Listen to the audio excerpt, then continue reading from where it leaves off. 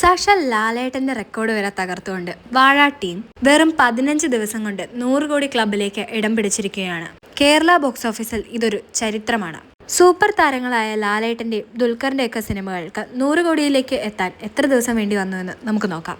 ലാലേട്ടന്റെ നമുക്ക് ഏവർക്കും പ്രിയങ്കരമായ ചിത്രം തുടരും 19ാം ദിവസത്തിലാണ് 100 കോടി നേടിയത്.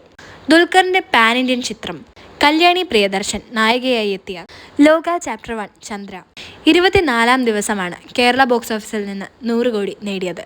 അതേസമയം നമ്മുടെ വാഴ ടീം 15ാം ദിനത്തിൽ ആ ഒരു 100 കോടി കടന്നിരിക്കുന്നു. 16ാം ദിവസത്തെ പ്രീസെയിൽ കളക്ഷനോടെ ചേർത്തിട്ടാണ് 100 കോടിയിലേക്ക് ടച്ച് ചെയ്തത്. 15ാം ദിനമായപ്പോഴേക്കും 15ാം ദിവസത്തിൽ ചിത്രത്തിന് കേരള ബോക്സ് ഓഫീസിൽ നിന്ന് നേടാൻ കഴിഞ്ഞത് 99.6 കോടിയാണ്. വാഴ ടീം തീർത്തിരിക്കുന്നത് മലയാളത്തിന്റെ സർവകാല റെക്കോർഡാണ്. ഇന്നലെ 15ാം ദിനം സിനിമ ട്രാക്ട് കളക്ഷനിലൂടെ നേടിയത് 3.98 ലക്ഷം രൂപയാണ്. അതായത് 4.5 കോടിയോളമാണ് ചിത്രത്തിന്റെ ആക്ച്വൽ ഗ്രോസ്. ഇന്ന് 16ാം ദിവസം 4.5 വരെയുള്ള ട്രാക്ട് കളക്ഷൻ റിപ്പോർട്ട് പ്രകാരം 2.40 ലക്ഷം രൂപയാണ് ചിത്രം ഗ്രോസ് ആയി നേടിയിരിക്കുന്നത്. ഇന്നും 1,50,000 മുകളിൽ ടിക്കറ്റുകളാണ് ഇന്ന് ഇതുവരെ വിറ്റുപോയത്. ഇതുവരെ കേരളത്തിൽ നിന്ന് 31,000 മുകളിൽ ഷോസ് ആണ് ട്രാക്ക് ചെയ്യപ്പെട്ടിരിക്കുന്നത്.